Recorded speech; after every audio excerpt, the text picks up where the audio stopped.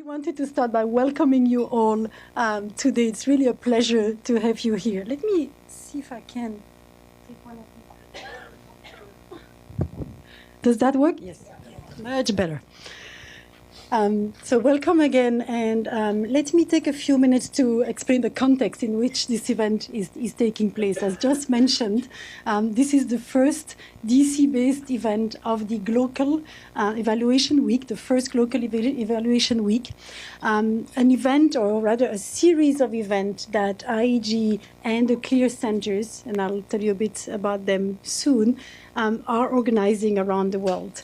It's a global evaluation week, but that does not take place in a central center as many global evaluation weeks did in the past.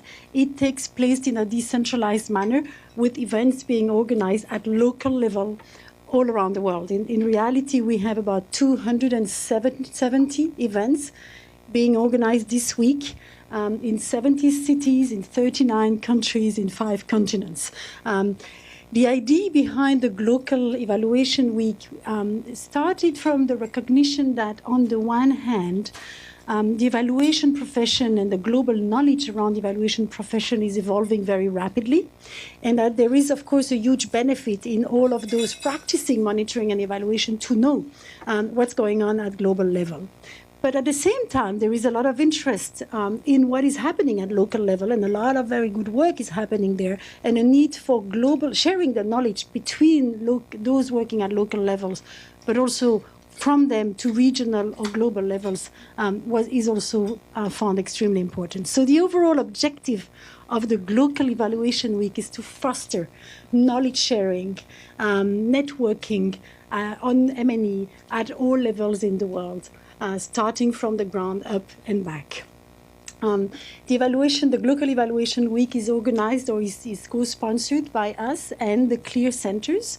For those who do not know the CLEAR centers, they are a network of 6 M&E centers that were supported by multilateral and bilateral donors, as well as think tank and research institutes. They focus each on a specific region in the world, and their objective is really to foster greater use of evaluation around the world, but especially in the global south, to foster evidence-based decision-making, use of evidence for learning, course correction, and of course greater accountability around the world. So this is one of the initiatives that they are supporting as a network to foster greater awareness around evaluation and monitoring around the world, knowledge sharing about what works, and ultimately, hopefully, greater use of evaluation. So we're extremely pleased to be hosting our own event as part of this series. Joss will introduce the panel. We're extremely pleased to have all of you here and very proud of your participation. But Joss will introduce the panel and the event. I just want to really welcome you again in the World Bank for this first local event. Thank you. Thank you very much, Sophie. Esteemed colleagues, we are looking forward to an interesting conversation this afternoon about 2 different topics. As you may have noted from the program, there is a second session after this one, which will be from 2 to 5, in which we will explore the topic of using geospatial data in evaluation, especially from the perspective of the question of using geospatial data for looking at the targeting or geospatial outreach question. So I hope you will be interested in staying and joining us for that conversation as well. For the moment, I'm very pleased to introduce you to the first part of the session. And let me give you a little bit of an introduction so we have the right frame of mind. So as you know, esteemed colleagues, the world of international development is rapidly changing, and evaluation is also changing with it. And we think there's a lot to say about developments in theory, development in methods, some of which are new, developments in technologies, as well as developments in new data, which will shape evaluative practice in coming decades. And in the second part of the session this afternoon, we will talk about one specific aspect of this innovation, which is the use of geospatial data. We are not going to cover this entire field of what are advances in evaluative evidence. Instead, we are going to explore 2 interesting, which I think complementary lines of thought. So the first line of thought is the idea that the results agenda, which has been influencing international development for several decades, which includes a growing body of impact evaluation work, has been really changing in recent years. And using rigorous impact evaluations as a basis, there has been a lot of work around developing repositories of knowledge, which provide opportunities for evaluators to synthesize knowledge and link this knowledge more effectively to policy-making processes. And there are even new technologies available, machine learning, which can perhaps even help us to do this a little bit more efficiently in the future. So that's one line of thought. The second line of thought is the idea that we always have to, as evaluators, realize that the world is really complex. And causal processes around an intervention, they tend to be interlinked with other causal factors, including other interventions. So to understand processes of change and how they influence poverty levels or how they influence ecosystems, they are often highly context-specific and often very uncertain. So good evaluative work, independent of how we move forward on new data, new technologies, always will require good theory and good detective work. So these complementary lines of thought will be elucidated respectively by Howard White and Michael Woolcock, who are two well-known experts in the international development and evaluation community, and I will introduce them in a moment. After their respective presentations, the presentation by Howard and Michael, I will give the floor to my esteemed colleague Alison Evans, who will lead us into a conversation with Howard and Michael with the fundamental question, okay, what can independent evaluation and evaluation more broadly now learn from these two lines of thought that were presented? Or more generally speaking, how can evaluation become more innovative, more credible, more evidence-based, and more theory-informed to enhance its contribution to development effectiveness? So this by means of introduction. Now it is my great pleasure to introduce to you the first speaker of this seminar, Howard White, who is the CEO of the Campbell Collaboration. He was previously director of the International Initiative for Impact Evaluation, and he also previously worked at IG. He has a long record, which I'm sure you are able to read, and we are very pleased to have him here. So without further ado, let me give the floor to Howard.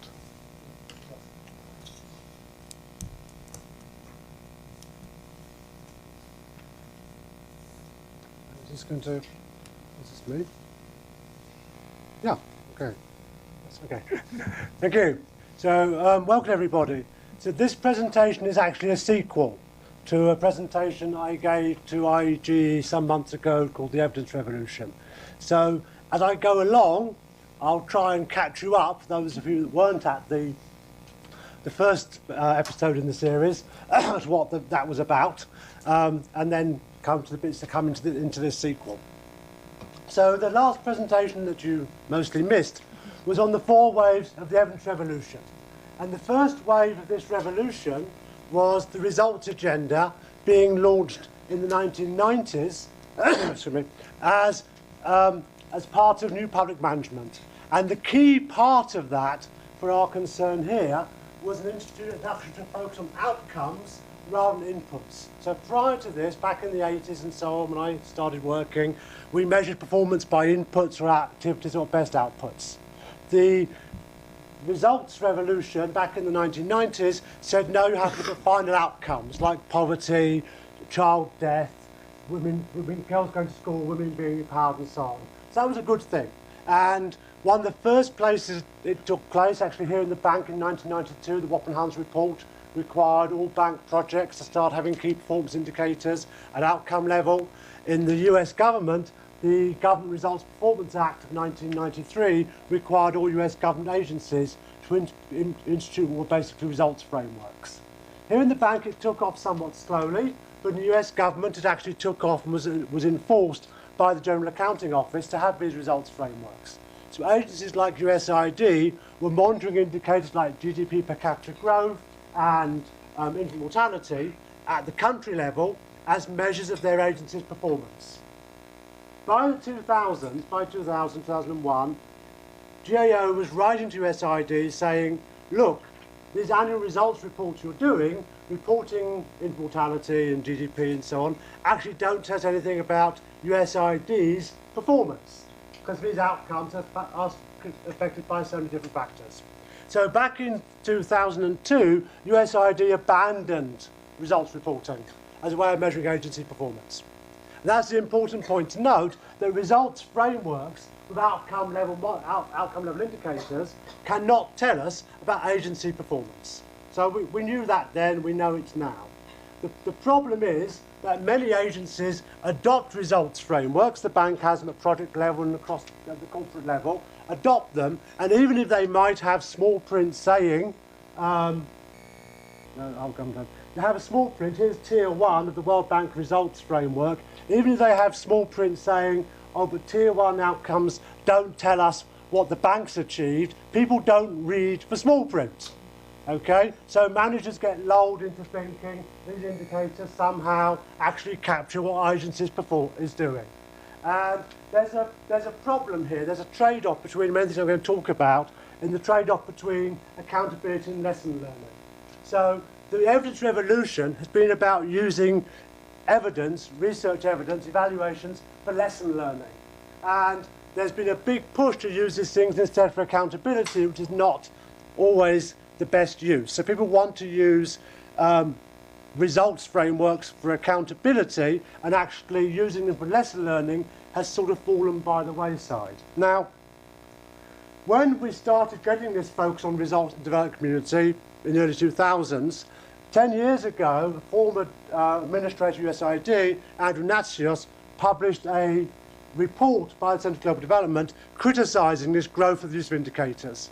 And in the start of that report, he published this possibly apocryphal letter from Wellington that the Duke of Wellington wrote, many of you have probably seen this, Duke of Wellington wrote back to the Foreign Office during his campaign to defeat Napoleon in the Iberian Peninsula. And he wrote back saying that, regrettably, the sum of 1 shilling and 9p remains unaccounted for, and there's been a hideous and confused number of jams of raspberry jam issued to the Bond Cavalry Unit. Then he says to the Foreign Office, now either I can actually train an army of uniformed British clerks for the benefit of the accountants in London, or I can actually beat the French. But I can't do both. Which do you want me to do? Okay, Natchez' point was, okay, look, all of this accounting, all this reporting we're doing, all this results reporting we're doing is getting in the way of actually going out and doing development. So we can't do both. So I think he's wrong. I'm not thinking I'm here to agree with him. I think he's wrong. So my view is that if Wellington was counting the raspberry jam himself, he was a dreadful micromanager. Okay? As Napoleon knew, armies marched on their stomach. So the raspberry jam matters. So someone in Wellington's army should be counting the raspberry jam. But Wellington needed an MIS, Management Information System, with 2 pieces of information. Where are the French and how many are there? Okay? So we all need different information. So we do need management information systems. We do need results frameworks, but we have to use them properly. And I think there's a case to try and save monitoring from the results agenda. Yes? So part of what I'm doing in the work I'm currently doing with VIOS is looking at, well, what could IG do to help save results, monitoring the results agenda? And actually, most of the things I thought of, they're doing them. So I'll just say, keep on doing what you're doing, it's good. So I think there should be periodic in-depth IG studies of monitoring done by the bank. So there's a report called ROSES, which has been done just once so far, that looks at the self-evaluation work of the bank, and it includes the monitoring work. So it's been done once, do it again. I do think you should look at the use of results by the bank. There has been a report doing that, do some more. There should be a report on how the bank's supporting data collection data initiatives. Just done a report on that, so do another one, and it's a while with a different focus. The ICR reviews that IEG does of all ICR reviews, as well as ICR does a review, do have a section discussing M&E, design, bank programs, bank operations. And I looked at none of them, thinking that I've got to discuss evaluation, not monitoring, pack jobs, anything they don't pack up. And there's a fairly clear fund amount. What they're really quite good, but sometimes inappropriate or identified indicators that can't be measured, or some outcomes that don't have indicators for them, or there's lack of user engagement in designing the NMA system. So these are very sort of clear messages coming out. There's no other evaluation agency that does what IEG does in terms of reviewing the M&E and self-evaluation work of its own organisation. And I think IEG will be more vocal about this, telling other agencies about it, so other agencies also do it.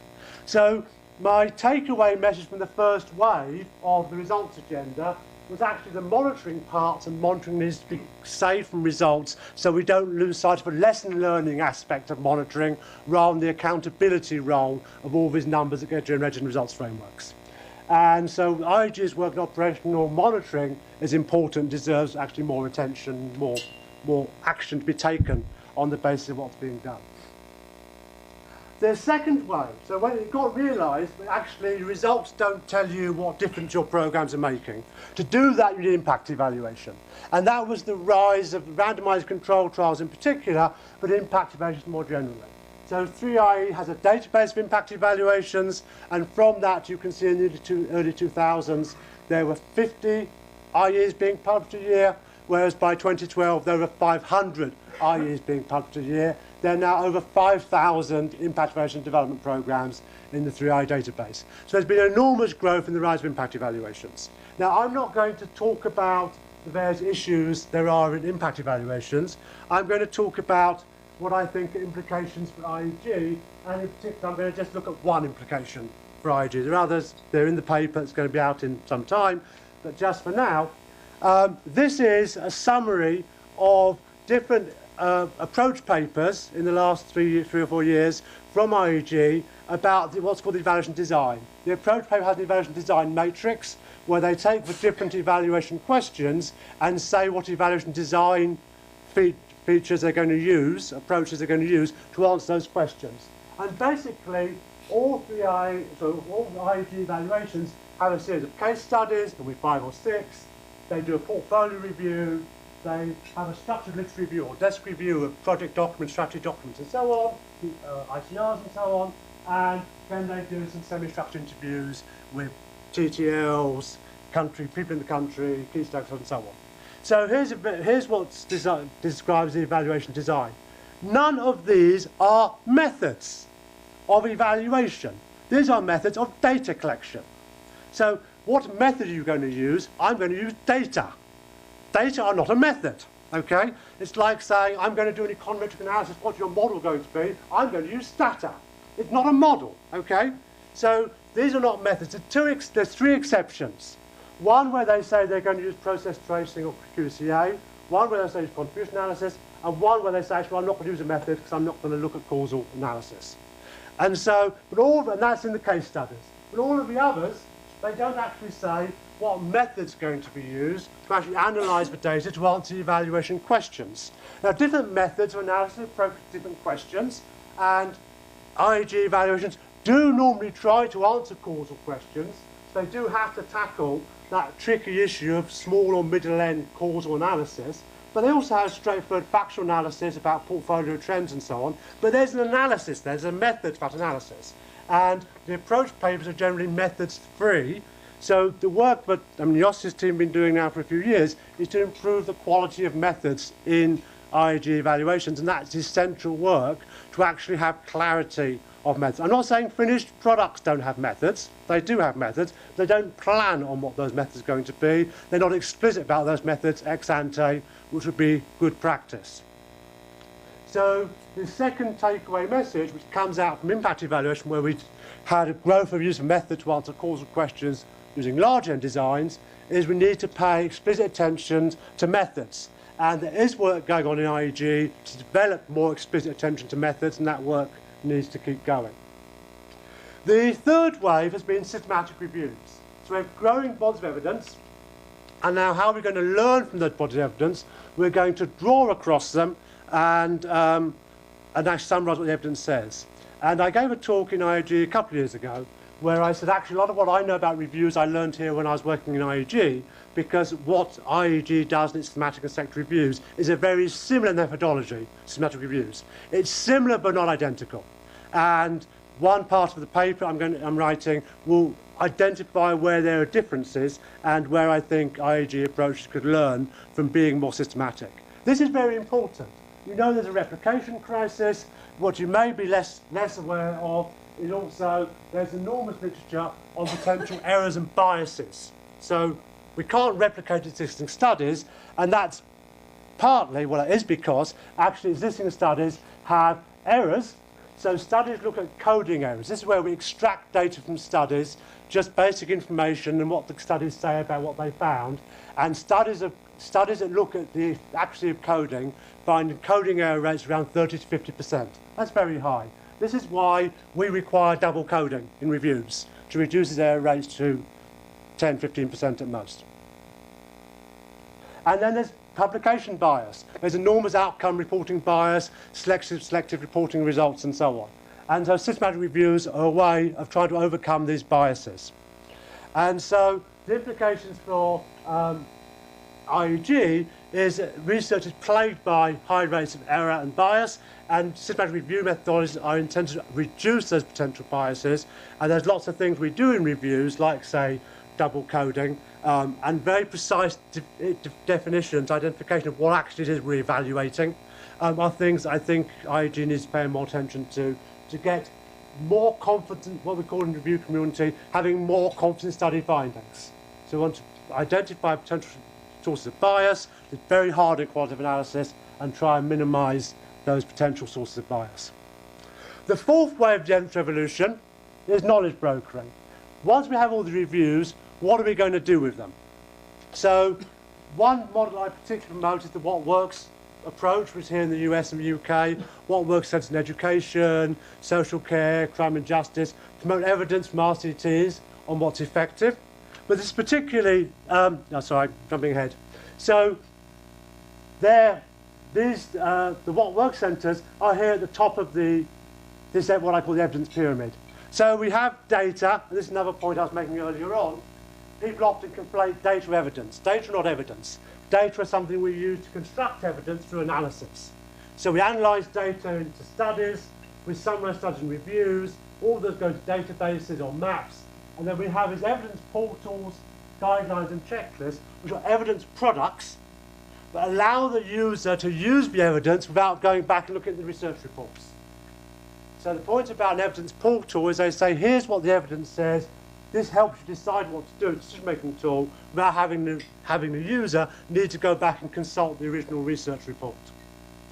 So the growth of these things has driven reduced evidence. In health, it's come mainly through guidelines. So WHO produces guidelines, different national agencies like NICE in the UK produce national guidelines, all based on high-quality systematic reviews. But the evidence portal for education in England by the Education Endowment Foundation has evidence on 34 interventions to improve learning outcomes, all based on systematic reviews. So what you're doing here is pulling together evidence, presenting it in ways that's very usable. I've just got one example here. Here's what's called a BMJ rapid recommendation. So this is for a particular, fairly specific medical intervention, and it tells you whether the evidence favours this treatment or this treatment, whether the evidence is strong or weak, and it breaks it down by age group.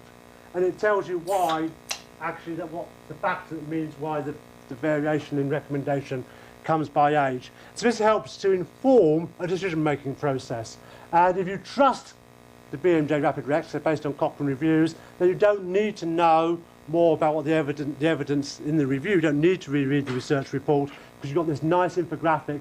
You can sit with the patient and say, well, you know, we looked at the evidence, and actually, for your age group, it's strongly in favour of SAVRA, rather than the actually putting the thing inside the parent. So you can use this as a doctor with your patient, a clear infographic summarising evidence. This is just one example. There are many, many examples of evidence-based platforms and portals and tools to help guide decision makers. So knowledge brokering is an activity in its own right. It's grown as a large activity. It's much more than traditional dissemination. It's much more than having a policy brief, much more than doing some workshops. And I think there's quite a lot IEG could do to exploit the global public good element of its reports by having much more out there in terms of what its evidence says in usable and accessible ways. We think there's probably a fifth wave coming of the enormous potential offered by big data. Big data can do real-time evaluation, it can do real-time synthesis, and those possibilities are starting to be realised both on the operation side of the bank, and IEG should be tapping into those and finding its own ways. So in the systematic review community, we already have machine learning to drive searches and help screen results from searches. You can power those with AI as well to keep an automated living evidence maps, for example. You can automate big data extraction and the coding and data extraction and the meta-analysis, so you can have living reviews. That's already happening for quantitative data. Potentially, it's already the potential there to happen for soft qualitative data as well. I haven't seen it done for quantitative data in a good way, but it's going to happen very soon. Big data opportunities are different as more and more administrative data become available across the developing world now, and even in countries like India, you have a lot of big data available on individuals, lots of different data sources going down, they're increasingly getting linked. There's lots of opportunity for real-time evaluations that even IEG can tap into. It doesn't have to just be on the operational side. And there's lots of scope for experimenting there. I would think, given your mandate in the end is to deliver the evaluations, you have to have some fail-safe to know that you can deliver the evaluation with one means or another. But I would encourage you to continue down that road. So the overall impression, overall message is I do think IEG does remain at the forefront of evaluation. I've always believed that. I've worked on development evaluation all my career, basically. And always, when I was outside, been a bit of awe of IEG. When I've been inside, had sort of healthy respect for my colleagues. And now from the outside, looking back in, I see that more or less the work IEG is doing is at the forefront of evaluation. When the paper comes out, it will have some critical comments on some areas where I think work can be improved. But actually, the main thing is the need to invest in methods, and so ensure you have clear and transparent evidence standards. This is what drives the evidence revolution. It's basically being transparent about what our evidence standards are, so we become trusted sources of evidence. Why will people go to a Campbell review and trust what the Campbell review says? Because they trust in our methods, not because they know I've heard of Howard White or whatever. I trust in the methods of a Campbell review. And that's what IEG, I think, has, but you need to stay there by making sure you do stay up to front, up to pace, speed, is what I'm looking for, up to speed with methods. There are a lot of methods debates going on right now around complexity. We're going to hear about that now, about complexity, causal methods in the context of complexity, about causal methods in small n context, and so on. And I think IEG needs to stay abreast of those and continue doing world-class evaluations in those areas. So thank you very much. Do check out our website. And do come to Walworth Global Summit. I've got some postcards somewhere, I'll put them out. Thank you.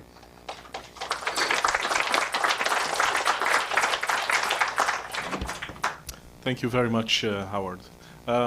Please keep your questions until later. We are going to immediately continue with the second presentation. So let me invite to the podium Michael Wilcock, who is a lead social scientist at the bank's Development Research Group. He's also been a lecturer at Harvard's Kennedy School of Government for more than 10 years, and he has been a prolific author in the field of international development, publishing, among other things, on the topic of complexity in development evaluation. Michael.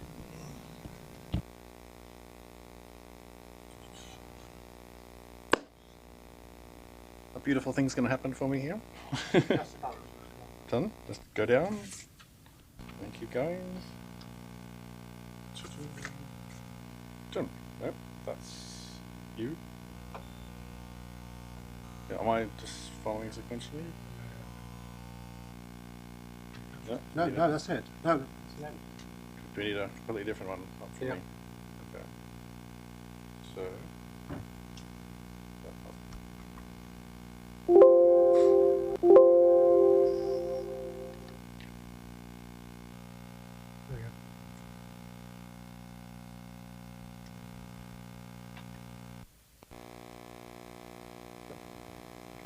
Beautiful. There we go. There we go. Thanks very much. Thank you for inviting me to be part of this conversation and to be part of a learning process, because that's ultimately, I think, most of what we're trying to achieve with a lot of this work is to help ourselves as individuals, as teams, as organizations, as professions to come to a better understanding of how ultimately evaluation contributes to the learning and effectiveness of our work. I'm going to focus specifically on these questions of complexity. I think for quite a while I've sort of taken it as my mission in life to try and simplify what everybody thinks is complicated and to complicate what everybody thinks is simple. I have 20 minutes, which is the definition of trying to crunch complexity into something simple. But as part of that process, I hope I can also lay out some general ideas about how I've come to think about assessing complex interventions, largely on the basis of hard-won experience, but also through nearly a career's worth now of trying to work with other people who are also in a similar kind of situation. Just to extend, I guess, sort of, or build on part of what Howard said before, I think one of the revolutions, perhaps in development more generally, has just, since the Sustainable Development Goals of 2015, just been this massive expansion in the ambition and the domains of activity in which we, the world, claim to be acting in. Right? So if you look at the Millennium Development Goals, 8 of them are still largely very focused on inputs, even in 2000. Now with 17 goals, 167 whatever different indicators and targets that we're supposed to be meeting, from providing health and education for all, justice and accountable institutions at all levels. There's just this formalized ambition with regards to what we're trying to do and what we claim to be doing. And with that then inherently goes the necessity of engaging with highly complex problems and trying to wield corresponding interventions to try and do something about those. And it then falls to evaluators to sort of try and get their heads around this, where once perhaps we were trying to evaluate roads or ports or tax credits, now we're trying to assess interventions like empowering women, about trying to consolidate peace agreements. We're trying to engage whether public sector reforms are working or not. We've got this vastly bigger mandate and ambition. And for that, then, I think we need to have a corresponding set of social scientific tools that can help us to get our heads around that. So I'm just going to open with this quick case study from and use it sort of as emblematic of sort of one of the issues that I've been pushing pretty hard over the last few years. Indeed, from the first issue of the Journal of Development Effectiveness that Howard is the editor of. I'm just going to use just an example of a very famous paper that came out a few years ago now, but was one of the harbingers of doing pre-analysis plans with randomized controlled trial in a difficult country. It was sort of hailed as this wonderful, serious, rigorous piece of work, and it is that. I know these authors, they're good friends of mine, so this is not a sort of vindictive sort of critique I'm now going to launch. But the paper concludes, the project they're trying to assess is in a post-conflict country in Africa, and it's trying simultaneously, this particular project, is simultaneously trying to create jobs, and it's simultaneously trying to empower communities, right? So it's trying to do these two sort of things. One is sort of more traditional, creating jobs, getting employment, raising incomes. And then the other side is this sort of more 21st century thing of trying to empower communities and try to build inclusivity and to enhance accountability mechanisms and all these other governance type things, right? So the beauty of this study was it was trying to do an evaluation of a project that was simultaneously trying to do both of these things. And the big conclusion is it finds no evidence for sustainable impacts of collective action, decision-making, or the involvement of marginalized groups, suggesting that the intervention did not durably reshape local institutions, but it did have these positive short-run effects on local public goods and economic outcomes. So take that at face value, as most sort of readers of this would, I think, published as it was in a super prestigious journal. That's sort of the narrative of that once that climbs up to the 13th floor of our esteemed room, of our organization, is that, oh, well, we've shown now, we have rigorous evidence that job creation programs work, but that CDD projects don't, right? That's what the net sort of takeaway is from these kinds of studies when they're done that kind of way. And I want to argue that the methodology behind all this is exactly more or less what it should have been, like in some sense, at least for a certain disciplinary space. This is what counts as a question, this is what counts as an answer. But I'm going to suggest in the complexity space that perhaps there are some unwarranted conclusions that might be taken if we just read these kind of results at face value. I want to try and just work you through that using some analytics and ways of getting you to a point where I hope you see that that's not such a crazy claim.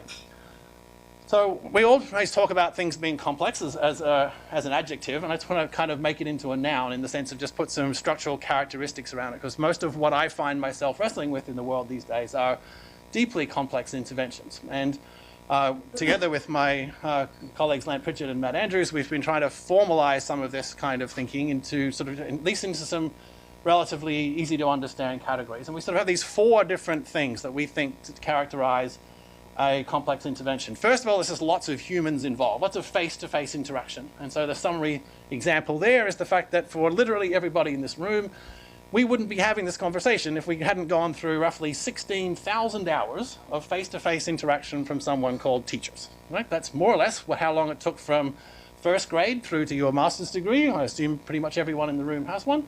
That's how many hours it took to produce us. Every single one of us. 16,000 hours of people showing up for work every single day to teach us what we need to do so that we can have this conversation that we are now having.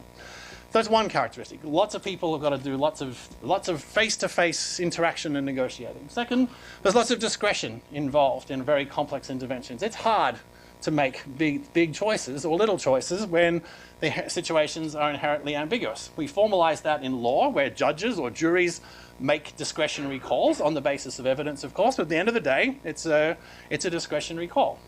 My mother and my sister, one of my sisters, are social workers. Their fun job is to, was, they're a bit older, but they were, in their careers, was going around to families and having to make decisions about whether a family was sufficiently dysfunctional that it warranted them using the powers of the state granted to them to take children kicking and screaming away from their parents and make them wards of the state. Right? That's what it means to be a really tough social worker. That's complex work, right? Really, really gut-wrenching, emotionally traumatic work. Is there rigorous evidence on the basis of which that call gets made? There is evidence, there is experience, there is certainly some professional norms and procedures that one calls upon to do that, but at the end of the day, it's a judgment call, and maybe a different social worker would make a different kind of call, right? And I don't think it'll ever be a thing other than that. We wouldn't want it to be actually anything else. We don't want machines making those kinds of decisions. We want some evidentiary warehouse to be available to us, certainly, but at the end of the day, it's a discretionary call. And it's similar even with decisions to raise or lower interest rates. We have boards that convene a couple of times a year to decide whether an interest rate will move up by 1/4 of a point. Yes, there's a whole storehouse of data in which that decision gets made, but at the end of the day, it's still a discretionary call. Doctors, teachers, nurses, my wife is an EMT, so her job is to make enormously consequential discretionary calls at traffic accidents, right? So and of course, again, we want an evidence base to do that, but it's complex because, geez, you make the wrong decision, someone dies, right? And there's no other way of dealing with that problem because it is a complex problem. We need people to do that kind of work, and it's just really, really hard, but not in a rocket science brain surgery kind of way. It's hard because there are deep consequences with good people having to make those kinds of calls. Same with sports, same with everything. We have referees, judges all the time making these professional calls, deep experience, deep evidence, but we've all been to football games where half the team is yelling and screaming at someone because they made, in our view, the wrong decision because they made a discretionary call. A third characteristic of complex interventions is that they impose obligations, right? In the health and education space, most people, most of the time, want those kinds of services, but certain people or certain companies really would probably rather not be regulated. They would probably rather not be taxed. Many of us would probably rather not be taxed in certain ways. They would rather not be inspected at ports when you show up to have them do things. They would rather not be caught by the police for doing even relatively minor kinds of things. So once you're imposing an imposition on people as opposed to giving them stuff they want, then you're in a complex space because people will find ways of trying to subvert the kind of actions that you are trying to put on top of them. And they'll buy you off, they will threaten you off, or they'll just ignore you. Right? And that's complex work. We've got to figure out as an organization or as a society how to address those kinds of challenges. And the fourth characteristic is just there isn't a known solution that we can call upon to deal with this, right? How do we consolidate peace agreements after they've been made? You know? How do we empower minorities? Is there a top 10 list of things that we can guarantee we can ship around the world that will ensure that minority groups get a better stake in the way the decisions are made? We know some things, but they're just really different kinds of things than the way in which we know whether raising interest rates will lower inflation. Right? There's just the causal coupling associated with these kinds of activities is just much looser, inherently so. Not because we're not smart enough, not because we haven't tried hard enough, not because there isn't adequate financing for research on this. It's just the nature of these particular problems that lead them to occupy that kind of space. And as I said at the beginning, development, because it's now stretched across these 17 wildly ambitious goals, some of the things we know how to do, and a whole bunch of the stuff we just don't, and we probably won't ever know how to do, at least ex ante. We may ex post figure out what it was that we did that made it possible to do this thing right, but going into many of the most wrenching situations, how do we build the rule of law in South Sudan right now? Right? Nobody knows how to do that. Maybe we have seasoned veterans who are brave enough to try and take on that kind of a task, but there isn't a toolkit that we can just give them and say, run off, go build the rule of law in South Sudan. Everything has to be figured out in situ. One of the characteristics then of engaging with these kinds of interventions, if you're engaged in a task that looks like the ones I've just described, that has lots of people making lots of choices, imposing lots of obligations when they don't really know what they're doing, you're going to end up with impact trajectories that are just highly, highly variable. First of all, over time, and I'll have a bit more to say about that shortly, just that the nature of what you're doing is going to be likely to be highly nonlinear and highly non-uniform, which makes it really, really hard to do an evaluation which is predetermined to be occurring within a particular time frame, usually at a political or administrative time frame. It's going to mean that your intervention is likely to be highly contingent, highly specific to the kind of context in which you've elicited, which might be great, that you've done a rigorous evaluation so that yes, indeed, this particular strategy for getting more kids to learn more things in schools works fabulously in Cameroon. But whether, in fact, it works as well in rural Cameroon or whether it works as well in Chad or in Paraguay is a much more vexed question. And so yes, we can have a singularity with regards to a serious claim about the impacts of what we're doing, but whether this can aggregate or more particularly be relevant for different kinds of groups in different kinds of places is much more likely to be contested. Scales of operation. There's been an increasing literature, and I think really interesting literature, looking at the transitions that we go from and the logic that we follow when we're doing our standard work, from pilot to a big program, for example. Yeah?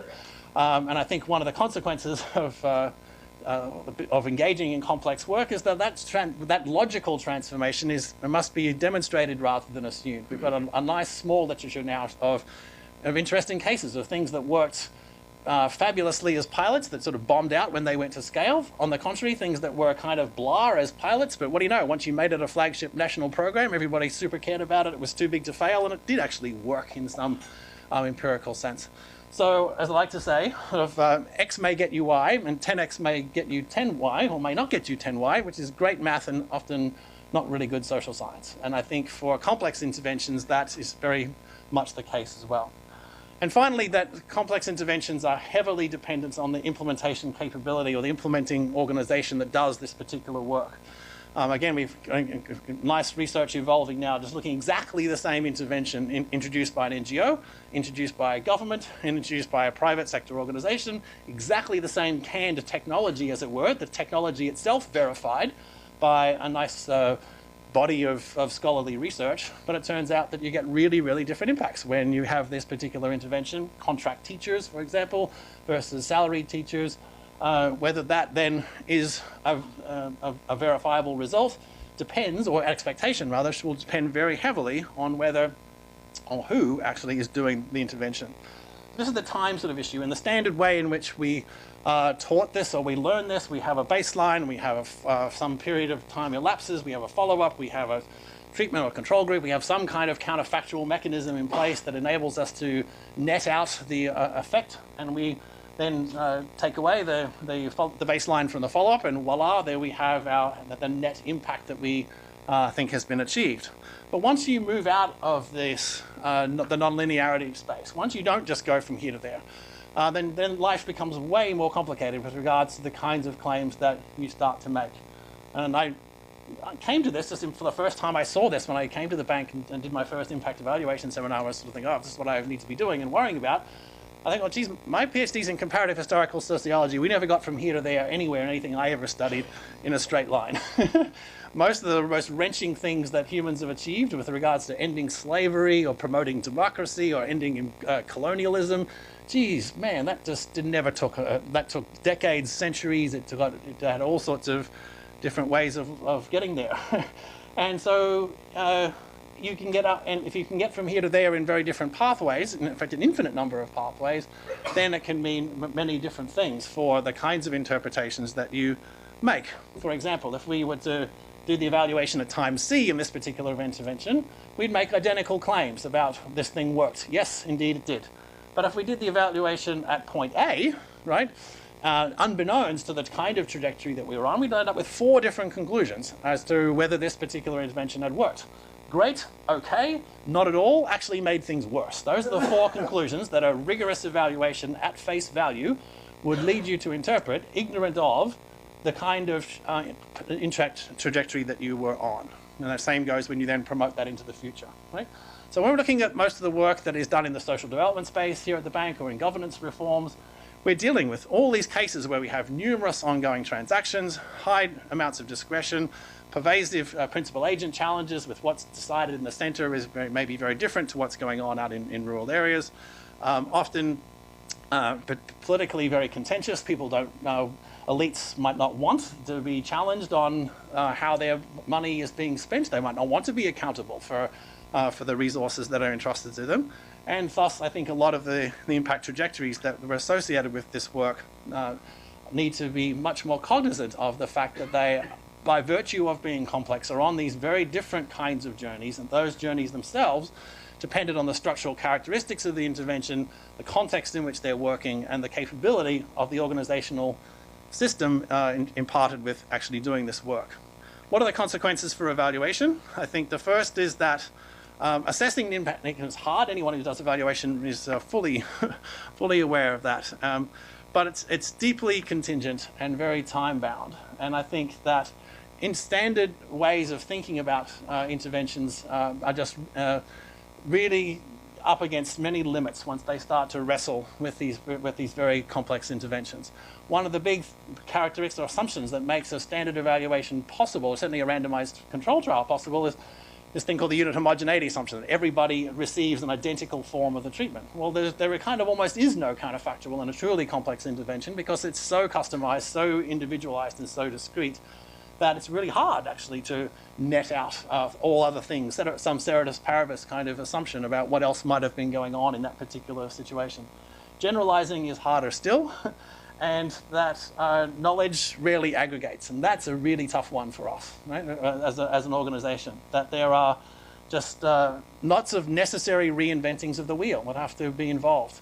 I've been involved recently in some public sector reform work, and by virtue of reading this stuff, was wanting to look back on previous generations that sort of did through this public sector reform work, and it's just either scary or weird to read the kinds of conclusions that were reached on these evaluations of public sector done 30 or 40 years ago, and what we reached about the importance of leadership, about the importance of political support over long periods of time, about getting good technical expertise. I'm going to wager in 30 or 40 years' time, when our grandchildren are doing these evaluations, that's the kind of conclusion they're going to reach as well. Because that's what it is. That's what the nature of this conclusion is. It doesn't mean you don't have to do the evaluation, because it's in the very eliciting of those issues each and every time that the conversations start to take place. Just a little party fact so that you can throw in if you remember nothing else from this presentation. The world record for the most number of co-authors on a published academic paper is, on this, as you see on there on the screen, 5,154. Right? That's just super cool. When they discovered the Higgs boson particle. Why can they do that? Because knowledge in that space super aggregates. We really do learn over time how to do things. Well, in the world of parenting, in the world of doing a lot of the work we do in governance, it does not aggregate. It's just super slow, and it's again not because of intelligence. It's not because we haven't tried hard enough. It's just because the nature of these problems, the essence of wrestling with a complex intervention, is that you have to keep learning a lot of lessons the hard way. That's what governance is about too. Why we don't have fantastic governments in even in rich countries. Well, sometimes they unravel. Sometimes they go backwards. Not because we haven't learnt the lessons, just because the lessons themselves have to be kept being learnt every single time. And I think those are some of the great things that we need to take from these things. My final slide. What do we do? Well, I think we need to get beyond rigorous methodology per se, as the final arbiter of impact. Right? As I think I heard Howard saying, methods are part of the claiming apparatus that you bring to bear when you're trying to make claims about any type of intervention, whether it's in the medical space or the hardcore scientific space. Yes, it's always good to have a weaker and stronger methodology than a weaker one, but the essence of doing good social science has always been to let problems drive solutions, to let the problem itself determine the kind of package of resourcing that you bring to bear in all of those, in those particular situations. And especially, I think, we need to condition so much of our interpreting on the time frames over which we would expect things to achieve and occur. Right? Most of the women in this room, I'm sure, are aware that Mary Wollstonecraft wrote Vindication of the Rights of Women in 1793. Here we are 225 years later. That still hasn't happened. Does that mean it's failed because we haven't achieved gender parity? Well, kind of, yeah. But maybe it just takes that long. Maybe it's just brutally difficult to do even something that we would all agree on, let alone something that's really hard, like ending the drug trade in Colombia or something like that. Right? These are just really wrenchingly complicated problems that just take long time frames. And any particular intervention that's engaging on these issues, I think, needs to take those particular points equally seriously. So to end where I started, sort of what do I think we should conclude from a study like the one that I just said, that I just read about? Well, I think that we need to be much more distinct, take much more attention of the distinctive analytical features of the kinds of interventions that are being talked about here. And relying on the rigorous method per se as the basis on which we say, yes, the job creation works and no, the community empowerment doesn't, that claim is only true if these are both following along identical in-track trajectories over time. But if job creation is going that way and empowering poor communities is inherently a flat line before maybe it suddenly changes, like a punctuated equilibrium. If you're in that kind of space, the ways in which that incentivizes so much of our work to be in the short-term space, to be in the work that achieves the initial impact, that gets it within the time frame that we want it to.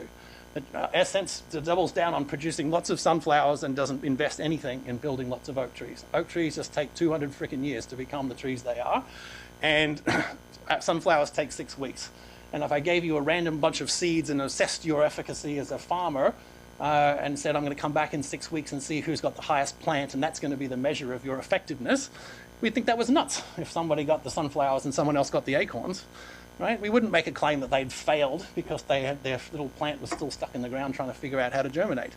Right? We don't have anything like that as the routine basis on which we think about the interventions we're engaged in development. I think if we're more professionalized in that space, we would have it, and thus the big task for AG is to try and weld all of this work being done in the evidence space with a much richer theory of theory and a much richer set of methodologies that can incorporate all of the enormous heterogeneity that exists in the world and that we claim that we're in the business of addressing.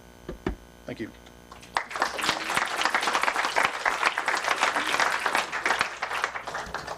Thank you very much, Michael. I'm not going to attempt to summarize what has been said, but some interesting points were raised. Howard really made us aware of the importance of upping our game on the transparency of methods, increasing the reliability of our methodologies, having standards for methods to enhance the defensibility of the inference that we make, and also to actually show that the inference that was made can be thoroughly checked. And he offered us various ways of doing that. And Michael elucidated that independent of the method used, there are inherent dimensions of complexity which should make us pause and which should make us think about being eclectic in the choice of methods and being very rigorous in developing a solid understanding of what is going on the ground to develop inference. So these are some of the important points, but I'm sure there are many more. And it's now my pleasure to invite Alison Evans to the floor to lead us into a conversation with the two experts. Alison Evans is the Director General of Evaluation of the Independent Evaluation Group. She was formerly Chief Commissioner of the ICAI, the Independent Commission for Aid Impact in the UK, and she was also Director of the Overseas Development Institute. Thank you, Alison, for being here, and the floor is yours. Thank you very much indeed. I have a technological failure, so I shall swap mics with you. Great, thank you very much, and it's lovely to see all of you here. And thank you so much, Howard and Michael, for a very stimulating set of presentations. And if I thought I didn't have enough to keep me awake at night, I now have a whole heap of more things to keep me awake to think about. Let me just say a few things by introduction, and then I'm going to try and engage both of you in a bit of a conversation before we open up the floor to some questions and discussion. So, Howard, I took a number of things from your presentation, and first to say thank you very much for the very sort of direct feedback to IEG. We're certainly listening and taking on board many of your reflections, and we'll continue to do so, and look forward to the paper, by the way. But I suppose the big picture is, you know, around this evidence revolution is that it's a revolution that never ends. We're constantly working at it, and it is constantly gathering pace. And to some extent, you know, you're either on it or you're not, or you're either in it or you're not. And to use your analogy, you know, we need to not be just thinking about riding the wave of it, but also how we're doing so. So I thought I took quite a lot of your presentation to focus very much not just on what we do, but how we do it, and making sure that we're being very explicit about both the evaluation questions that we're addressing, but crucially what the best fit methodologies are for addressing those particular questions. It's not good enough in any evaluation of enterprise just to go out on a fishing trip. We need to be very clear at what question are we really looking to address and what methodologies best fit those questions. And I think your point about is it the fourth wave now we're in on sort of knowledge brokering, is I think what I really like about your formulation there is that this isn't a distraction to evidence building and evaluation. You know, the knowledge brokering, the knowledge dissemination piece is actually fundamental to make evidence useful. And if we're not producing evidence to make it useful, then why are we doing it at all, essentially? And I see that as being a crucial challenge for evaluation writ large, but here within the World Bank Group too. If we in IEG are not using our evaluative evidence in a way that is most useful, or generating it is most useful for the organisation, then why are we doing it? So, Michael, you had some really good challenges too, and I suppose one of the things I kept thinking about is, you know, if I could distill some of your messages there, it felt like, you know, don't get hidebound or get hung up on trying to find first best methodological solutions to what are essentially third best challenging contexts and issues and problems. The point is finding a methodological toolkit that's really suited and adaptable to these incredibly challenging problems, development problems and development contexts that we're all increasingly working in. I also heard, or perhaps I wanted to hear, that we need to increase the space for judgment. And I know that's a theme of a number of interesting works, not least by Dan Honig and others, about increasing the space for judgment and not losing sight of that in all the desire to be rigorous and to be data-driven. And I think I heard something which may also fit with Howard, that actually the evidence revolution also needs a monitoring revolution in a way. We need to find a way to get back into the monitoring space and use that to really help us both understand and also support change. I think something you've said in other contexts, Michael, the need to move from just looking at the effects of causes, but also thinking about the causes of effects, which I find very appealing. Okay, so to some questions. Can I start, Howard, with you first?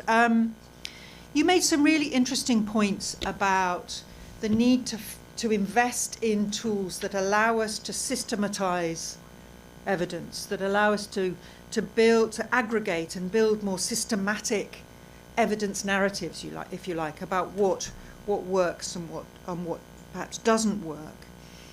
Michael, and actually before I say what I heard from Michael on that, we had a very interesting event recently where somebody who's very practiced in the art of impact evaluation said, you know, we've done a great job in impact evaluation in building lots of bricks, but we haven't yet really built many houses.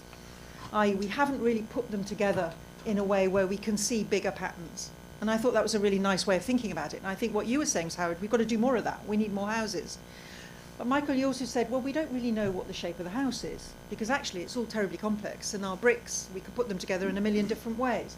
So to you, Howard, in a way, is there a difference in your positions on this one around aggregating knowledge and aggregating evidence? Is Michael saying something different to you? Well, Michael didn't get to the bottom of his penultimate slide where his systematic reviews are problematic and waste of time and everything, which was the thing I most contested in. I thought we were largely actually in agreement. I mean, people will see me in different guises, I think, when they hear me speak. Sometimes you'll hear me being very clear and positivist and just, this is very straightforward, just do it. And other times you'll hear me I'm being a bit more constructivist and a bit more like, well, it's a bit messy and fuzzy out there and it's not quite so straightforward. And I mean, I actually believe sort of both those things. And so I have been strongly immersed in systematic review methodology for the last 5 years now, and it's been a real revelation. And one revelation, one I share today, is the sheer scale of errors and biases in traditional research, which are frankly appalling. And that when we do what we call critical appraisal research in reviews, we generally find most research is low to medium quality. We very, very rarely find studies of high quality. The term we normally use is confidence study findings, because there might be sources of bias in a study that no fault of the authors, they did the best they could, but something happened. We just need to work on homelessness in developed countries. There's enormous rates of attrition when you're doing studies of homelessness. And there's nothing, one study did its power calculation, assuming 50% attrition, it got 80%. So, you know, it was underpowered, but really they did their best. So there are problems to be addressed in study quality. But what I've learned is that there are a lot of tools out there for actually determining study quality and saying what's a good study and what's a bad study. And at Campbell, we're expanding our scope, not just doing reviews of effectiveness, but doing reviews of prevalence, say, or reviews of qualitative literature around barriers and facilitators. And to say prevalence, it turns out there's enormous literature on how you measure prevalence and sort of issues you come into once you start to try and review literatures, different studies on prevalence, because they have different definitions of the condition being assessed, different reference populations or reference periods or whatever. And whenever you get down to the detail of a study, then you start to run into problems and choices and judgments. And this is the thing about minimising sources of bias, and this is going to be one of the key things in the paper, which is there's just enormous amounts of judgment going on in the way IEG does its evaluations. And that means, in my view, no IEG evaluation will be replicable. And I think that's a problem. And I don't think you'll ever actually ensure that it's replicable, but I think you can make it more likely to be replicable. And a lot of that is around evidence standards and transparency. I haven't get to answer your question yet. So I do strongly believe that actually, given the vast growth of the rate of bricks, and there's something like 70 billion academic published papers now, and the grey literature is more than double that. So no one could possibly use all those bricks in any sensible way except by building houses. And so we need to be getting those houses built. And the problem in our areas where Campbell works is a shortage of houses, not the lack of bricks or the potential for building houses. So in the Cochrane Library, our Campbell Health, they have over 8,000 reviews published, on really very specific topics. They've had a lot of bricks for many years, and they've built over 8,000 houses. The Campbell Library have fewer than 200 reviews, and we cover everything but health, education, social welfare, crime and justice, international development, agriculture. It's all there. So we should be having thousands of reviews, and increasingly, the bricks are there. And I think there are some problems in the designs of these houses, but not so much that we can't build them. Michael, what do you think about that? Yeah, it's working. Well, thank you for giving voice to the things I didn't say that I wanted to. This whole role of navigation, to use Dan Hunning's wonderful term and book, and the role that choices play in a lot of what we do. But I think that's true of life in general, right? Do we have rigorous evidence that getting 150 people to take off time from doing their job to sit in a conference room, listening to people talk about evaluation, meets a cost-benefit threshold such that at the end of the day we all go home and we're rigorously able to say, yes, we've learned something that will improve what we do? We have meetings like this because people like us have meetings like this. This is what we do. This is what professionals do. And we don't depend on some rational, some deep sort of empirical calculation to say, well, should we hold the meeting or should we not? Right? We want to hold a meeting. What are we going to hold it on? Right? So I think a lot of the stuff in the most complex spaces around building the rule of law, about enhancing the role that minorities play in a contested democratic space, the role of improving the participation of minority groups, all that stuff is just stuff we care about. And so we do it because we care about it, and then we got to figure out on that basis then sort of what's going to work in this particular place. But gee, so many of the things that if we wait around for the gold standard piece of evidence, then we're not going to ever get it. We only get to the mountaintop by figuring out by being willing to do a lot of stuff that people think is crazy, by actually trying to climb the mountain in the first place. So I'm all for, in a long run sense, accumulating bodies of knowledge. And my sort of meta point was that there are certain types of problems which, in the knowledge aggregation space, where the systematic reviews are exactly what we should be doing.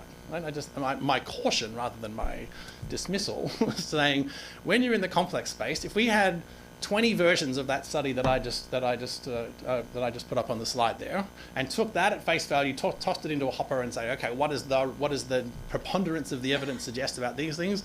Yes, these job creation programs work. No, these community empowerment projects don't. I think, but everything that humans have really, really cared about trying to get greater justice and greater equality and greater freedom and all these things, they're all just long marches into obscurity where you risk your life in some cases to be able to try and bring about that change. And that's part of the development story too, not just sort of can we get the student-teacher ratio right so that we optimize learning in a classroom.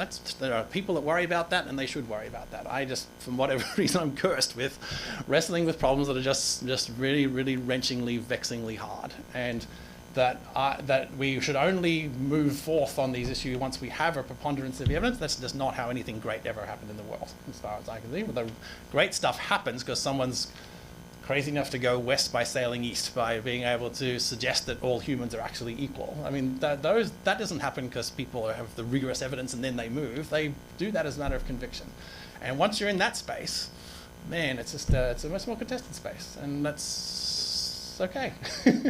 And we should be okay with development. Put us in that space. You can't be in development without having to deal with a package that incorporates all of this kind of stuff.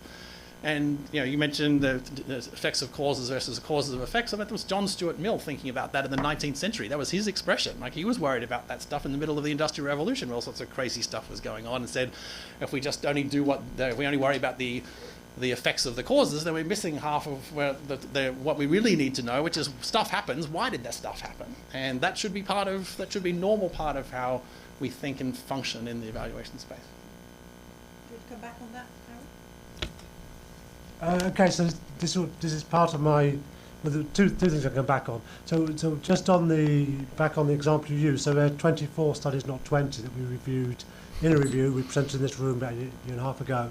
And despite the enormous heterogeneity of the programs and the context, none of them whatsoever show any effect on the governance or social cohesion indicators. they do show positive effects on the other outcomes. So the outcome, the job creation, or particularly the creating small-scale social infrastructure. They're very good at that. But they're not good at, and we took, again, our report was also somewhere saying, oh, it shows CDD doesn't work, and that wasn't the point. It doesn't work on one thing, but it did work very well on another thing.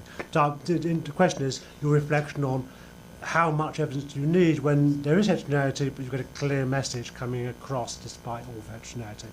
On the cause of effect versus effects of causes, the causes of effects, they say, well, so public sector reform happened in this country, so and so, what role did the bank play in that process? Versus effects of causes, which the World Bank had a reform programme, what's its effects? My view is very much when you are looking at causal type questions for that sort of issue, particularly using small and case study based approaches, you have to use a cause of effects type approach. And so you have to say, okay, this is what happened, this is the overall social change or governmental change that took place, is what drove that, and then can we see any footprints of the bank in that? If you start from the other end, working from drawing your theory of change or a long time from left to right, you will find those footprints even though they're not there. And so it's one of the potential sources of bias, is it going about it the wrong way. Depends on what the evaluation questions are. So when you're saying, okay, what does the bank do? Well, then you can use your effect-based approach, your cause-based approach. You start by building up the portfolio from what the bank did. If we want to answer what role did the bank have, you have to start with what happened, what made that happen, and then, well, any little role maybe for the bank there. Michael, you emphasise the importance of theories of change in your presentation. And we do a lot in IG around theories of change. It's one of the sort of fundamental sort of centerpieces of the way we think through our evaluations. But there are a lot of challenges, and you've alluded to several in a way in your presentation. Ex ante specification versus ex post kind of determination of what the theory were, incomplete theories that are essentially light on the mechanisms that actually drive change. But also there are things that can fall outside of that theory of change on issues of scale and sustainability and distribution, which are actually quite hard to capture. How can we do this better? What are we, are there things that we're just fundamentally missing about this? And do you have experience that you could share with us on how we could do that better? I think this issue of mechanisms is I think a potentially important common ground for people across the sciences and the social sciences. Everybody talks that way, more or less, and I think that when we use the words theory of change, mostly, at least historically, I think we just meant the standard log frame sort of way of moving from inputs to activities to outcomes to outputs to outcomes to impacts, and that's the theory. And as long as there's some sort of chronological and coherent way in which those sort of things line up, then that's the theory of change. Well, kind of, yeah. But in the complex space, by definition, there's a lot that is unknown, and the actual places, if it's very place specific or very context specific with regards to how exactly this provision of money to a local community is going to be allocated, that's going to be anthropological, not sort of engineering, with regards to what constitutes then the theory of change. But I think helping people to talk and think that way routinely with regards to why exactly is this particular activity going to lead to this particular kind of outcome, and over what period of time would it be reasonable to expect these outcomes to aggregate into a discernible impact. But I think part of what I heard or wanted to hear you saying was also that our theories of change sort of presume that we can actually fully articulate what's going on ex ante, and a lot of another characteristic of complex interventions is they just have lots of unintended consequences, for better or for worse. Things sometimes work despite the program, or things that we thought were going okay actually really won't. The other reason why we want to have more granular mechanisms is because there's such heterogeneity in the outcome space, right? So on average, we might find no impact, for example. And my colleague and friend Biju Rao did a wonderful paper 2 years ago in World Development where he was trying to explain an apparent non-result. They RCT'd this thing out of the wazoo and found no impact. Very disappointing. But it turned out that was the average impact. There was this huge standard deviation. It was great for these guys. It was actually awful for those people, but the net effect was 0, right? But maybe there's depending on the shape and the nature of that variation, the fact that it did work really well for a non-trivial, like kind of large number of people itself could be really important. We want to know that. Well, what are the mechanisms that drove this notionally similar technology to produce, in this particular context, a fabulous result? This one, kind of nothing. And this one actually made things worse. It was gasoline on a fire. So you were meshing with a very sensitive local political apparatus, suddenly whilst in demanding accountability, and the village elites decided to crush the revolution before it got out of control. A lot of the studies that have been done on women's empowerment show exactly that same kind of reaction. The first thing that happens is that men get all uppity and start to actually be more violent than they had been before. Is that success or is that failure, right? Is that just the price you pay for the J-curve turning around and getting better? The only way to make sense of that, it seems to me, is having a much more granular understanding of the conditions under which particular mechanisms aggregate, not so much into the building of a house, but at least into assembling a certain set of factors that coalesce into an outcome that looks positive over here, where a similar combination of factors produces nothing over here, or actually makes things worse over there. And that's why we need to have what you said in the first part, which I didn't get to, but and I think this does complement what Howard's saying, which is we need a monitoring revolution as much as an evaluation revolution. We need to be able to see monitoring not just as this tool of compliance built in to make sure people aren't doing what they're not supposed to do, but actually seeing in the M&E space, having an M revolution that helps us to really unpack and explore and take seriously these very heterogeneous ways in which the different bricks produce tents over here and skyscrapers over there, or bomb bunkers over there. I don't know if the analogy breaks apart, but sort of different things, similar-ish things can be, under different conditions, can produce these different outcomes. And that's what we've got to have a much better way of assessing empirically, talking about theoretically, and then communicating to our organization in a much better way. Thanks. Howard, can I move you on to something you talked a little bit about towards the end of your presentation about the kind of latest technological developments around AI and machine learning and so on. You sort of indicated that we in IG need to be on that bus, and to some extent we already are. But there are certainly some people I've spoken to inside and outside this organisation who say actually a good percentage of what we do in IG could be taken over by intelligent machines. Do you agree?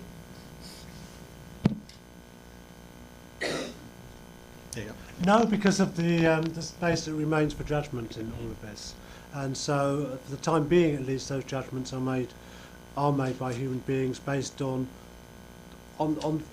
factors that we don't anticipate, and this is precisely why, whilst a lot of the systematic review process can be automated, so actually screening, when you do a review, you look for the relevant articles, normally find tens of thousands, you have to screen them manually and go, okay, that's relevant, that's not, and it's a very time-consuming process. And say agreement rates are 80 to 85% for good screeners and coders, experienced ones, and 50% or so for inexperienced ones, which is bad. Machines can get at 90%. So why not? And they do it much quicker. So why not get machine learning in on that? And you can. There are now the commercial applications you can use for doing reviews that do have machine learning built into them. Similarly, you can have computers read articles, and they can extract the data, the coefficients needed for the meta-analysis and all that sort of stuff. So there's lots of things that the IEG does around defining a universal portfolio review and then identifying the relevant bank projects to go in that portfolio that could actually be done using these approaches, and the determining the data extraction and coding for the textual analysis could be done also by machines, and that will be done experimentally to start with, but it won't be that long before it can be done on a fairly routine basis. There are many areas now, sports reports, financial reports, whole news reports, which are done by artificial intelligence. When I was here last time, I showed the Chinese news service, which is entirely done by AI, and the newsreader himself is a robot. Yes, so the whole thing just doesn't have any people involved whatsoever. And the IG reports are more complicated than. You can see an ICI review always done this way, because ICI reviews do pull a lot of information out of existing documents, and there are elements where I used to do them. You sit there cutting and pasting, and it's very damn boring. So there are aspects of it that can be done automated, but other bits where you want the judgment to come in. So you can focus the time where the judgment is needed. And it is a bit what Mike was saying. We don't know where that is. We don't know where the questions are going to come up in an ICI review, whether you're going to actually just agree with the rating or disconnect. You don't know. And you don't know what it might be. It could be anything. It could just be something about the objectives really didn't match the programme whatsoever, that the ICR seemed to be written about a totally different programme, as it did happen to me in one case, and or something much more sort of more detailed. Actually, you read it. I remember doing one on this water programme in China, and I'd read something in The Economist on water in China. I knew this ICR review was a whitewash of something actually quite a serious problem that the project was probably contributing to rather than helping. And so there's knowledge and experience comes in that we can't anticipate. So I think the aspects of the job that can be automated, and I think I've thought of the obvious ones. I think there are other ones I haven't thought about, the people working inside the processes and more familiar with what you're doing, we'll be able to think of. But there remain areas where that won't be the case, and be able to do better, higher value work, which will free up from doing the other stuff that other people, machines can do.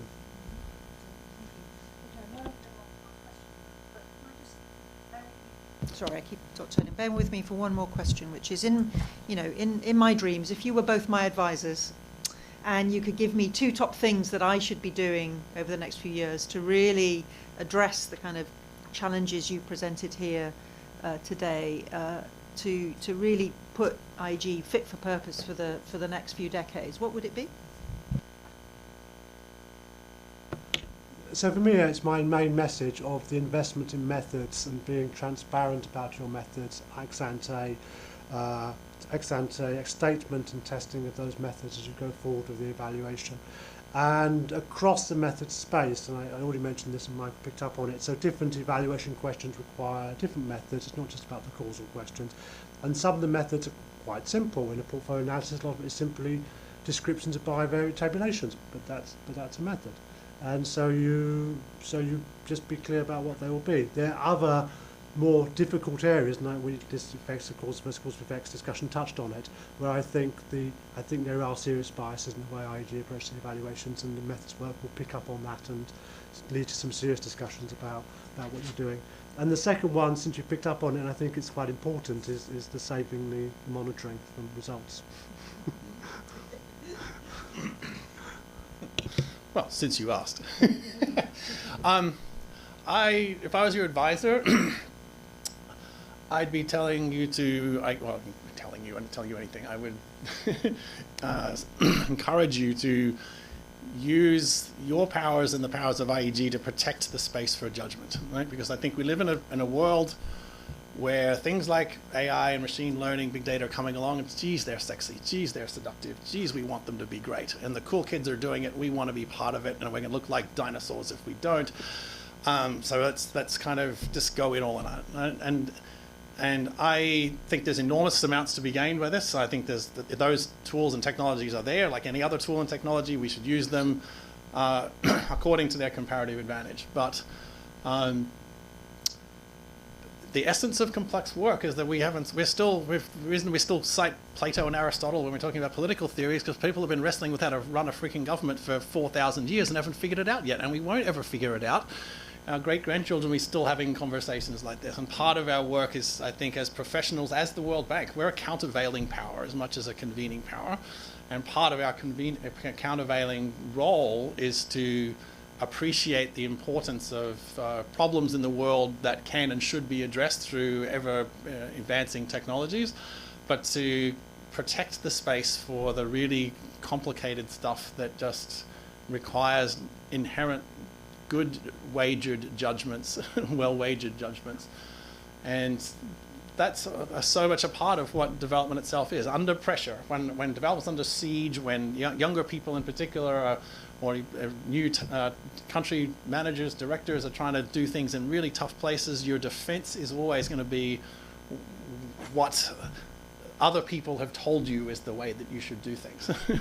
And if we're going to protect the space for judgment, that means working in very particular ways in very particular places and supporting people who transparently, with deference as needed to the evidence available, are able to try out something with a longer term horizon, conscious that in the short run, their annual reviews are going to look really ordinary, that they won't have any spectacular successes to show even maybe at 3 or 4 or 5 years' time, that maybe actually what they're trying to do is just inherently on a really long time frame. Those are my bureaucratic heroes. Those are the people that are saying, I'm in this for the long haul. And I happen to be reading Rachel Kleinfeld's book at the moment, A Savage Order, and it's just the people doing that kind of stuff. I was reading, I was coming in this morning and just thinking, how much of what all these people that did the most wrenchingly super tough stuff in ending drug trade in Colombia or ending the awful violence in Bihar and India, how much of what the people are actually doing there was sort of done because they consulted experts like us? Most of them just winged it. Most of them just trusted they've got a good team around them and did wrenchingly difficult stuff that certainly I can't even begin to imagine how difficult that would work. What it means to do deals with drug lords and bring them into your government, because that's the price it takes to be able to bring and consolidate a peace accord. Who's going to supply the evidence that that's actually the rigorous way to think about this problem? No one, right? And maybe the deep ethical issues for us as a bank, even if we knew that was true, even if we had enough historical experience that you've got to do deals with the devil in order to be able to get a peace agreement to stick for a generation. Are we going to stand on the 13th floor of the bank and sort of say, yeah, we're going to do deals with the devil because that's what the evidence says? So be as accommodating and using and deploying of the latest technologies, because they're tools like any other tool. We should use them, but use our professional standing, our organizational stature, and our own convictions to be able to protect the space for people trying to do things that are just super necessary, but by virtue of being super complex, are just not going to fit into all the administrative categories that we throw at them. Thanks. So in some ways, Howard, you're telling us, give people a reason to believe and trust in the evidence you're presenting. And Michael, to some extent, you're saying, and don't do that at the price of creating a risk-averse environment where people don't try and are willing to sort of learn as they go. So that's the tightrope that we're walking in a way. And I think, I don't disagree with that. I'm going to pass back to Jos right now. Thank you very much for a very stimulating conversation. Before I open the floor to questions, I'm going to use my prerogative of having the microphone. Just make one substantive point. So we were just very briefly talking about the use of machine learning in evaluation. As with all methods, it's not a very productive discussion to be for it or against it. Machine learning has arrived in the realm of evaluative inquiry and should be there. And there's a reason, there's a role for it. And one interesting way of looking upon it is to classify different problems that we're looking at. So we have the information classification and extraction problem. We have the summarizing problem. We have the prediction problem. We have the valuing problem. So already we are using AI in the classification and extraction realm. We have been doing that, for example, in the private sector evaluation work, where after testing several algorithms, we are reaching 70-75% of accuracy, perhaps. Doing better as humans, actually, we also looked at that. But it's a long way still for us to move ahead to these more complicated analysis along this continuum. So we should be very cautious as well as regarding several biases. Anyway, I stop here. I open the floor to questions from the room. Please be very brief in your questions, and if you want to direct your question at somebody in particular, please say so. Thank you. I think the first one is Elliot in the middle. Yes. We'll take several questions. I found myself invited to sign up to one or two approaches, both of which I have a degree of sympathy for. I was trying to build bridges, and I was also trying to preempt in some ways Alison's question, which is, and so what? What do you do with all of this? And I felt that the bridge was the material you didn't provide, with the two things that neither of you quite said, but could easily be implied out of what you said. In your case, Howard, you anticipated that the next wave is about knowledge brokerage, whereas I thought that there's a lot of scope for saying that the next wave is about knowledge translation. And I'm making a big distinction between the idea that we target knowledge at our audiences more precisely versus we translate that knowledge into local context so that local knowledge becomes locally usable and usable in those local contexts. And I also felt with you, Michael, that you gave us a wonderful set of characteristics, many of which you've been writing about for years and others have as well, around the importance of time and context and delivery agents, etc. You didn't quite talk about, and now we could potentially start mapping contexts in terms of some of these attributes to identify temporary areas of stability where one might make interim probabilistic statements about context, which would allow us to take small steps, especially if our model was iterative rather than quick smash and grab evaluations. And both of these approaches for me, both the knowledge translation and the local mapping, are partly about a multidisciplinarity. And I see a lot of things in evaluation moving from what I call disciplinary appropriation, like first-generation behavioral economics was a classic case of behavioral disciplinary appropriation, towards a more genuine form of disciplinarity, which is potentially woven into both of what you said, but it's a question of taking the so what question a stage further. Thank you for a classic example of a succinct question. Jos, we'll talk about that later. Please. Hello, I'm Jackie Coolidge, a retiree. I wanted, first of all, just to offer a little bit of prehistory from what Howard was offering. So at USAID, I can attest, they were using the log frame in the mid-'80s. And they would say that it was built on, the work of Rand back in the 60s and so on. So it went through, lots of iterations, and the pendulum swinging really between this, learning versus accountability and the tension between these two, which I think is going to be a chronic struggle.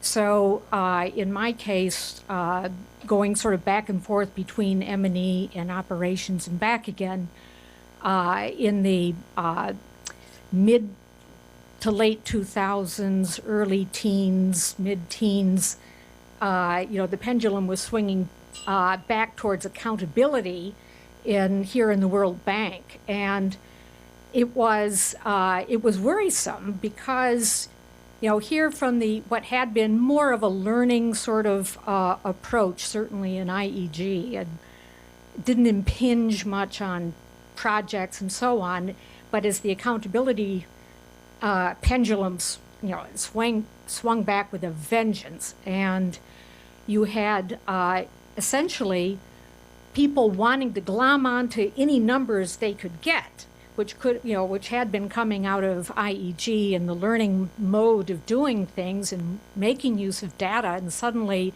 it becomes an accountability thing. And the resources that are being available, there's always a time frame. So, Michael, I really liked what you were saying. I'm just wondering, Alison, how you think, practically speaking, you can maintain, really protect that space from those who are saying resources are scarce, we can't wait around forever. If you're telling us that this might not pay off within a 5-year period or maybe, 6 or 7 years, well, there's just no way we can, do anything with it. So I'd be interested to hear, practically speaking, how you think you can hold the line on that. Let's take one more question. There was one in the middle. Yes, please. Yes, Jelko. Željko Bogetić, IEG. 2 questions. Data. I was surprised that I didn't hear much more about data in terms of what we as the IEG can do going forward. In most of, as I'm sure you're aware, in most of the IEG major evaluations, there's always at the end, something that we find problematic with the data, with the meaningful data, with the relevant data, with the timely data, high frequency that we need in order to evaluate. In half of African countries, we have 1 household survey. In many, there is 0. And we are trying to evaluate, poverty reduction interventions, so on and so forth. So to what extent do you think we as the IEG can make a contribution by actually pushing the institution to produce and maybe even input forward some mandates on some of these really important data that we've been kind of trying to push, but with much less satisfactory results.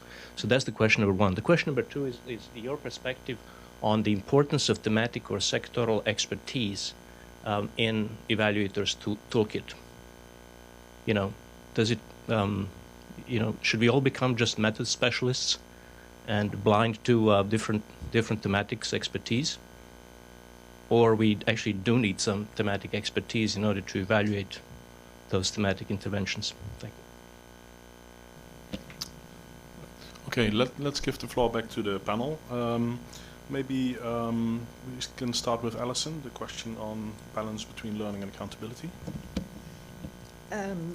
Is it a chronic struggle? Absolutely, yes. Certainly, my perception over the years is that it is. Although I do think we're entering a phase where there's much more reconciliation at a whole number of levels about, the fact that these are attributes and parts of the evaluation, parts of our evaluation mandate which we can reconcile more effectively. So happy to talk more about that at some point. But I think on the point you made specifically on time frame, in a way, about how do we keep our gaze to the long term while recognizing that we have a set of steps here in the short term where we need to give evidence of performance. I mean, I do think that is absolutely a sort of quintessential challenge. For me, part of it comes down to having very open discussions and being very open and transparent across the bank group with operations around expectations and around what is the destination and what is reasonable to expect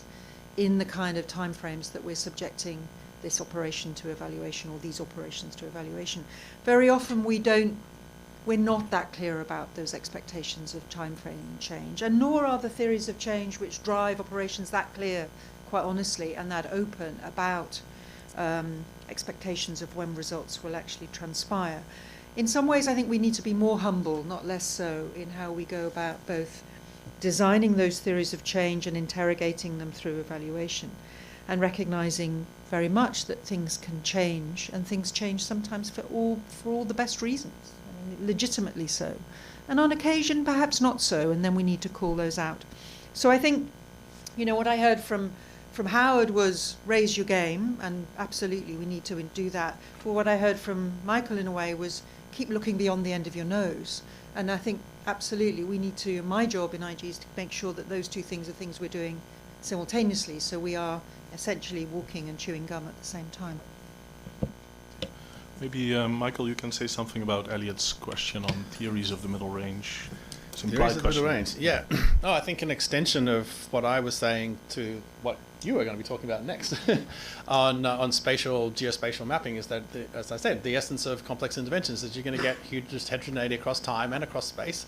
And if you've got a really good database that can provide the equivalent of a local weather map for why things over here are going great and why things over there aren't, when almost the same people are doing the implementing, then that's a really useful thing to have, and it's really useful operationally, because that's if you're managing a project, the decisions you make are on a day-to-day basis, where the die is cast when you're actually managing a project. So you've got to work at it to learn in real time by where, how, and why all of that stuff is occurring. So I think the geospatial stuff can map really nicely onto what I was saying about monitoring, and that can be really one of the crucial ways in which one monitors, is to be able to have a much more real-time sense, if that's to the extent that's possible, but by deferring or engaging with that kind of material. The big challenge, though, I think, in the variation on time sort of question, within bureaucratic and accountability spaces, is that it's very hard to distinguish between whether history is going to be kind to you and it'll actually take 25 years and you'll be deemed a hero, or your project will be deemed that, or actually this is really awful. It should be shut down right now. It's never going to become an oak tree. It's just going to be. You should be shut down and stopped right now. And I think that's it's an there must be some impossibility theorem somewhere around all of that. I don't know how you resolve that, because there's so much of what people have tried to do in these really wrenching and vexing things. It's always unclear, always in the fog, and it's only when the fog lifts that it becomes clear sort of whether history is going to be kind to you or not. And so that sort of issue, I've been thinking about that a lot in the work that I'm currently involved in, where we see organizational capability as being something that is so central to making complex reforms or interventions of one kind or another work. And I think that then is where the questions around sectoral expertise and these questions around timeframes and the questions around monitoring all sort of come together. Because the sectoral expertise is about being able to manage and make good professional judgments in the face of uncertainty. That's why we hire managers, or we have them, why we don't defer to machines to make a lot of decisions, because there is so much, and there's so much discretionary space that we want to protect it, not just out of self-interest because we're all out of a job if machines can do development, but precisely because there's just so many wrenching trade-offs to be made all the time everywhere. And yes, on a good day, evidence can be part of that, but evidence itself needs to be collected and curated. We need to, Morton Jervin's work, a whole bunch of people have just been showing, geez, even the things that the world's been collecting for 30 or 40, 50 years, like the system of national accounts, all these things that have a whole professional apparatus built around them, even there's just huge problems with data. So we can't get away, it seems to me, from this implementation question. And data we have to implement data. We have to implement the mechanisms by which it's collected and curated such that it can do the subsequent work we want it to do by informing whether what we're doing is noble and effective, or whether it's foolhardy and misguided. And so the evidence question and the data question all ultimately, to me, becomes sort of an organizational capability question. And there, I think the metric that we need to be focused much more on is the problems that we solve in real time. And the essence of doing complex work is just routinizing the problem-solving mechanisms.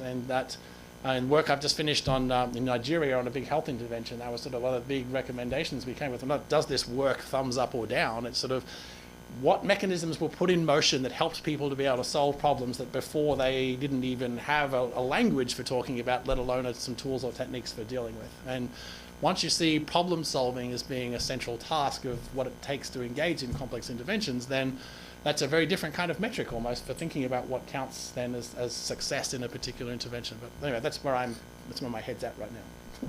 Thank you. Howard, maybe you could speak to Elliot's first question and also Jelko's question on data and expertise. I'll just briefly on Elliot's first point. I tend to conflate knowledge translation and brokering, and I take your point entirely, but actually they are separate, and knowledge translation is an important role, and I do entirely agree that knowledge needs to be, evidence needs to be curated for the specific context in which it's going to be used because of the role of values, beneficiary preferences and so on, which are part of the decision-making environment. And so it's not only about the evidence, and so all of that comes into play. Onto data. So I believe the MDBs as a whole, not just the bank, have so far been pretty much a major failure in investing in the evidence architecture. Back to my pyramid of what we need to basically get evidence out there and being used, the evidence that's available. And I think there are obvious platforms for this in the global partnerships in many areas, like GPE, for example, that should be doing much, much more to invest in the global architecture, evidence architecture. And the base of that evidence architecture, as on my diagram, is data. And so ensuring you have good quality, consistently measured data. And so what we see in health is that WHO has a classification of interventions, so people speak a common language about knowing what they're talking about when they talk about health interventions. So they have a basis for writing guidelines about interventions, they know what interventions are. But there's also the COMET initiative in health, by which you have core outcomes, 200 odd of them, across health that are commonly used in health studies. And so in many fields, there's been, every researcher who does a study makes up their own outcome measures. The whole movement for data quality, so in psychometry, where actually to create measures, say a measure of depression, it's a career. People just develop tools, identify tools, develop tools that get validated in different contexts, and they get widely accepted. In any article, say I'm using this and this tool that's been validated for this context by so-and-so. You don't see that in most development evaluations. So we're very ignorant, actually, in our profession about how things should be measured. Despite all the investment in SMS, DHS and so on, there's still people going around reinventing square wheels by making up their own measures for things which they're perfectly good measures. And that shouldn't be happening. And it's because of the failure of the MDBs to take data seriously. So I entirely agree that data will continue to be a problem until there is some wholesale effort. It's recognised any strategy should say, well, what are the data in our sector? And what are we doing about the data in our sector? And it may be individual bank projects, but it might be the global partnerships, the right channel for doing that. I think generally they are where they exist. But something's got to happen around that. And it's a major, major issue because everything else rests on the data. On expertise, I'm a little bit ambivalent, but not that much. So systematic reviews, when you register a review at Campbell, when you first register the title, say you're planning to even start a design review, you're asked, well, who's in the team, what expertise do they have? And shows you've got content expertise. Now, my ambivalence just comes because I've been an evaluator all my life and I've evaluated lots of different types of things, but I think in our team I always insist we acquire expertise, we learn a lot about the sector. By bringing people, or just you learn about the sector, and you don't go in and think, I'm an economist, just trust me, I'm an economist. You actually talk to people, experts from the sector, and listen to what they know about the sector and what they think the issues are, and learn their language, just learn what their measures are and how they talk and how to design their programs and what their programs are meant to achieve. So having expertise, which may not be the same as experts, involved in the evaluation is extremely important. And we all know, I mean, when I ran through IAB funded studies, which didn't have the requisite expertise in the team, and they suffered as a result, and they just produced nonsense. I mean, the theories of change were quacky, yes, of existence, and the results were just nonsensical because the interventions made no sense. And yeah, it's just people just doing things they seemed like a good idea, but they just didn't have the expertise in the sector to know what I mean, even basically not knowing what had been done before and what was known. This is one of my, I'm getting started now, one of my things about just failure to know what's well known for 20, 30 years. Some of the things you're talking about have been known, we do know them. We shouldn't keep rediscovering them because we do know them and we should take them as being known. And there might be problems in having them acted upon. There's different things, yeah. Brilliant, thank you. I'm going to draw things to a close now. To thank very much, huge thanks to Howard, Michael, yours also, Sophie, for opening. Thank you all very much as well for participating in that. I think we've got lots to think about. In some ways, some easy answers maybe, and lots of also thorny problems to keep worrying away at. In the end, though, I think we're all agreed that you know, the problem needs to define the method and not the other way around. And unless we're really good at focusing in on what the central, be it an evaluation problem or an evidence problem or an operational problem, we're not really going to be able to ever really start to solve it or to use increasingly diverse methods to try and understand it. So I'll let it all come to a close there. We're going into another session that starts at 20 minutes. 20 minutes. So for those who are really, please, I think there's still some more refreshments outside. Please help yourselves. And the next session is going to be focusing more on the uses and futures linked to geospatial data in particular and how they get applied in evaluation. Thank you, everybody.